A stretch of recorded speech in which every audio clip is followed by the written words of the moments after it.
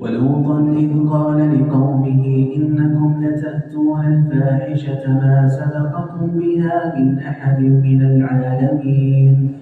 أئنكم لتأتون الرجال وتقطعون السبيل وتأتون في ناديكم المنكر